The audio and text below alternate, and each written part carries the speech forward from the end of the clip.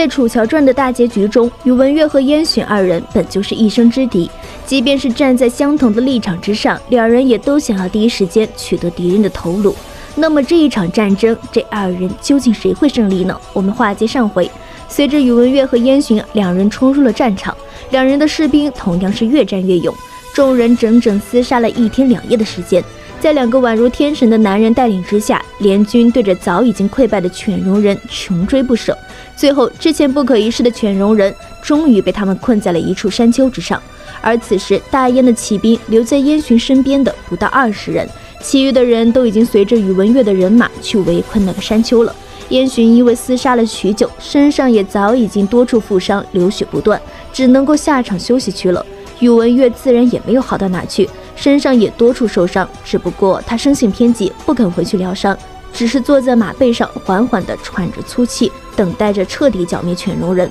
自己提着那犬戎可汗的头颅归来。不过就在宇文玥等待时机的时候，燕洵也回到了战场上，这倒是让宇文玥开始上下打量起了这个对手。不过双方并未说话，沉默了一会儿后，宇文玥便将自己的酒囊给递了过去，燕洵却微微皱眉，并没有将其接过来。怎么，怕我毒死你？宇文玥冷笑一声，直接嘲讽燕洵胆子太小，而燕洵也并没有否认，直接点了点头，承认了下来。毕竟他们二人此时早已经不是朋友了。是。看到燕洵的回应之后，宇文玥便冷哼一声，拿回酒囊，打开木塞，开始自己享用其中的美酒。但还没等送到嘴边，就被燕洵一把夺了过去，直接仰头就喝了一口。青海果然是穷乡僻壤，产的酒也难喝至极。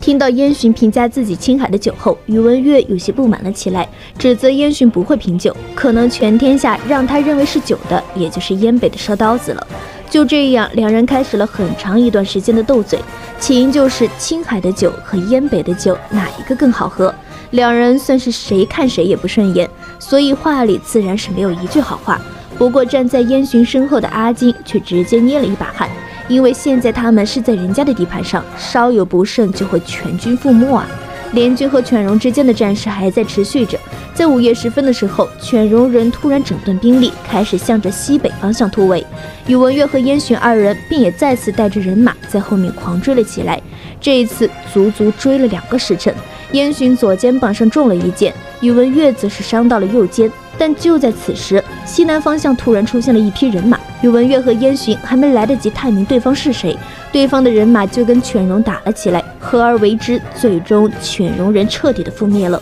不过本来属于宇文玥和燕洵之间争夺的战果，被莫名其妙的一伙人给半路拦截了，这倒是让宇文玥气得破口大骂，也顾不得一旁的燕洵了，立刻上前去查看是哪一个卑鄙无耻的人抢夺自己的功劳。但走到阵前一看，却发现楚乔正在清点着那些战利品，这也让宇文玥瞬间就没了脾气。这是犬戎大汗，我来的时候他已经自尽了。楚乔指着地上的一个尸体说道。不过宇文玥却呆呆地看着楚乔，过了一会儿后才跑上前来询问道：你怎么来了？此时后面的燕洵也正好赶来，看到楚乔后，眼神也出现了一丝变化，两人之间的这一次相遇会互相说出一些什么话呢？在楚乔传的大结局中，宇文玥跟燕洵斗了许久，但最后宇文玥还是给楚乔跟燕洵说话的机会，这才是成大事者该有的气度。即便是此时楚乔已经是他的妻子了。话接上回，星儿，我去看一下伤亡的情况，燕皇受伤了，你找人帮忙处理一下。宇文玥说完便跳下了马背，然后转身离去查看士兵们的伤亡，就这样任由自己的妻子跟这个复杂莫测的男人站在了一起。不过很长一段时间，楚乔也不知道该如何的去开口。自从当初两人的分别后，这还是他们两人第一次正式的相逢，不是隔着厮杀的军队，也不是隔着密密麻麻的阵营，只是面对面的那种普通的相逢。所以一时间，楚乔的心中也闪过了物是人非的苍凉。而此时燕洵依旧坐在马背上，居高临下的看着他。他也想跟面前的女人说一些什么，但同样也无法说出任何的话。就这样，两人便一直沉默着。许久之后，燕洵才在自己的心中跟自己说，他该走了，所以便一言不发地转过身，缓缓策马准备离开。但就在这时，楚乔还是叫住了他：燕洵，程渊带着人就在我后面，估计快要到了，你受伤了，先处理一下好吗？听到楚乔的话后，燕洵没有点头，也没有回应，只是勒住了马缰绳，静静地等待在了那里。此时，楚乔缓缓地走到了燕洵的身边，伸出手拉住了他的缰绳。好吗？楚乔再度询问了一句。而此时，也有几位医官背着药箱跑了上来，然后低着头站在了一旁。只是燕洵依旧一言不发，跟楚乔之间僵持了一会儿后，才下了马，让那些人帮他处理伤口。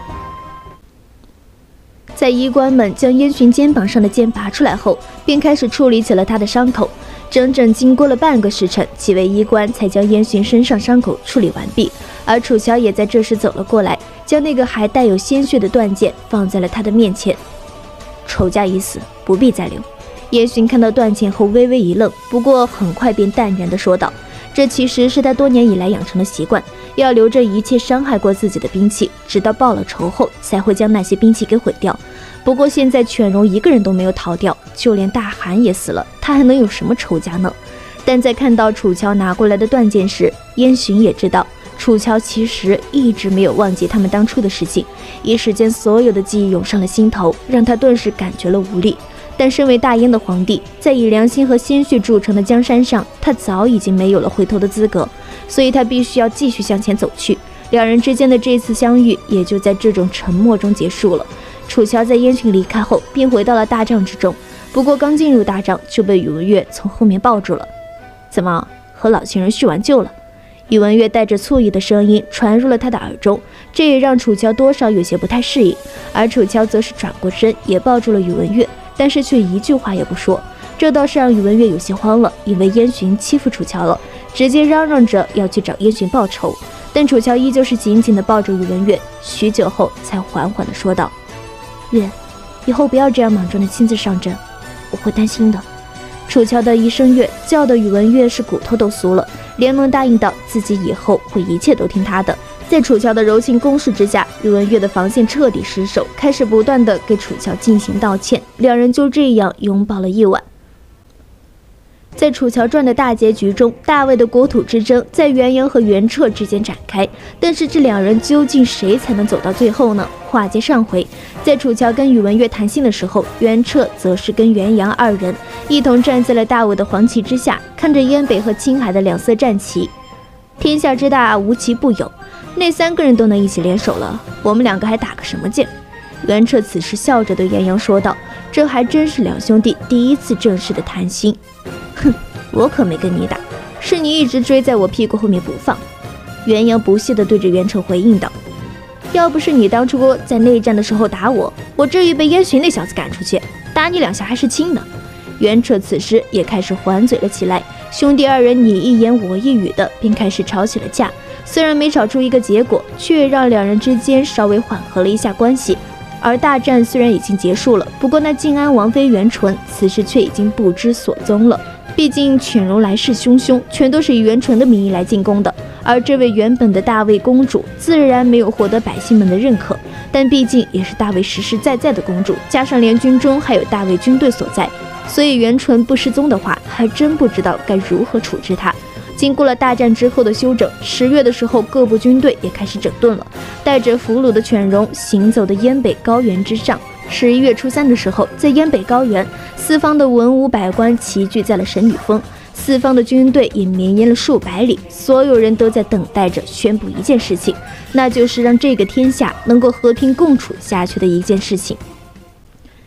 在神女峰的峰顶之上，大燕的皇帝燕洵、青海的领主宇文悦、大魏的王元彻和大魏的兵马都统元阳，以及大梁方面的秀丽王楚乔和监国太傅孙弟都齐齐地聚集在了一起。而在这些人的面前摆列着一个条约，这也就是著名的神女峰条约了。在这个条约之中，一共有着28条，其中包含了军事、商业、政治、外交等事情。大梁、大魏和青海三方也首次承认了大燕对于天下18州和怀宋属地的统治权，并且约定了30年内不兴战事，还给百姓们一片和平的土地。而这个条约在签订之后一直持续了70多年的时间，直到白苍历852年，宋帝的藩王纳兰廷和造反，被大燕的第2代皇帝昭武帝所剿灭。大梁便在此时趁机进攻了大魏，在边境上爆发了一场战争，这也就是条约建成之后所兴起的第一场战争了。而70年的时间，整个天下发展非常的迅速，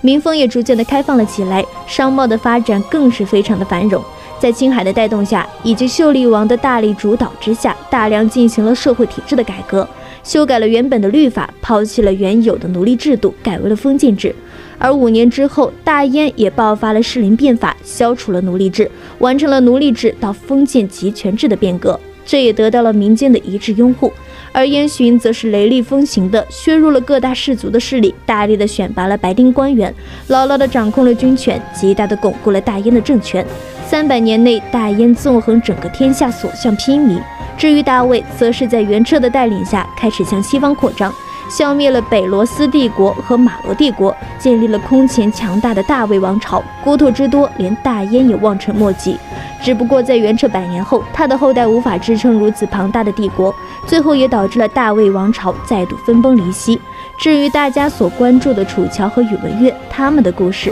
我们下期再说。